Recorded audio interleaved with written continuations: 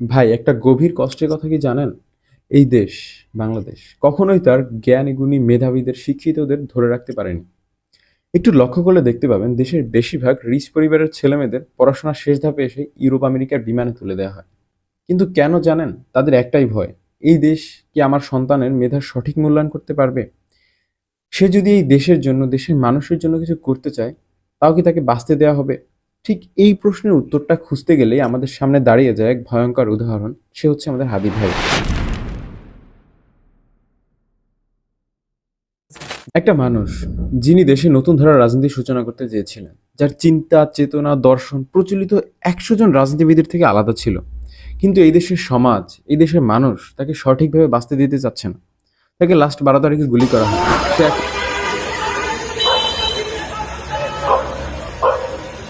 গুলি করা হয়। সে এখন সিঙ্গাপুরে আইসিইউতে বসে কাতরাচ্ছে। তাহলে প্রশ্ন আসে, এই উপমহাদেশের মানুষ অ্যাকচুয়ালি কি চায়? আমরা চিরকাল চুরি, ছেঁচড়ামি আর দুর্নীতির মধ্যে ডুবে থাকি।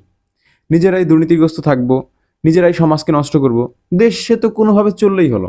মানুষ শান্তিতে ঘুমাক আর নাই ঘুমাক, আমাদের চুরি করতে হবে, ছেঁচড়ামি করতে হবে, অন্যেরটা মেরে খেতে হবে, দেশের সম্পদ অন্য দেশে পাচার করতে হবে। এইগুলোই কি আমাদের নীতি, নৈতিকতা? এইগুলোই কি আমরা বাঙালি হিসেবে আমাদের উদাহরণ হতে পারে? আজ যারা দেশের নেতা তথাকথিত, তাদের অনেকেই একসময় সুপারি চুরি করত, টোকাই শ্রেণীর মানুষ ছিল। তারপর কোনো রকমের নেতার পা চেটে তেল মেরে কোনো রকম পদ পদবি জোগাড় করে তারাই হয়ে ওঠে ভবিষ্যতের বড় নেতা। একবার চিন্তা করে দেখেন, আপনার এলাকায় কজন শিক্ষিত, চিন্তাশীল, বিবেকবান মানুষ রাজনীতির সঙ্গে জড়িত, অথচ অশিক্ষিত, মূর্খ, চরিত্রহীন লোকগুলোই নেতা হয়ে চাঁদাবাজি করে, দুর্নীতি করে, পাথর মেরে মানুষ খুন করে, মানুষের উপর অন্যায়, জুলুম, নির্যাতন চালায়। আর দেশের মেধাবীরা তখন বলে এই নোংরা রাজনীতি থেকে আমরা দূরে থাকবো। হ্যাঁ, আর এখান থেকেই দেশের মানুষের কপালটা পুড়ে।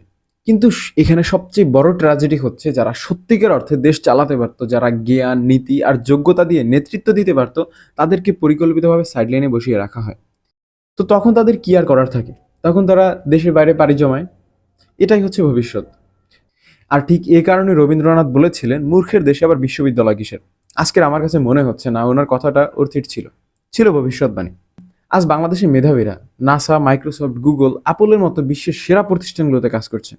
আমেরিকা, অস্ট্রেলিয়া, সিঙ্গাপুর, ইউরোপের বিভিন্ন কান্ট্রিতে তারা সম্মানের সঙ্গে টিকে রয়েছে। অথচ বাংলাদেশ নিজেরাই তাদেরকে ধরে রাখতে পারছে না। আচ্ছা, একবার ভাবুন তো, এই মেধাবীরাই যদি দেশের মানুষের জন্য কাজ করতো, এই মেধাবীরাই যদি দেশকে নেতৃত্ব দিত, তাহলে আজ বাংলাদেশ কোথায় থাকতো? আজকে স্বাধীনতার ৫০ বছর পার হয়ে গেছে। তারপর এটাই বাস্তবতা, একটা স্বাধীন দেশে মেধাবীরা নিরাপদ নয়। এটা শুধু রাজনৈতিক ব্যর্থতা না ভাই, এটা হচ্ছে একটা জাতির জন্য লজ্জা। দ্যাট মিন্স চরম লজ্জা। তো আজকের মতো এ পর্যন্ত।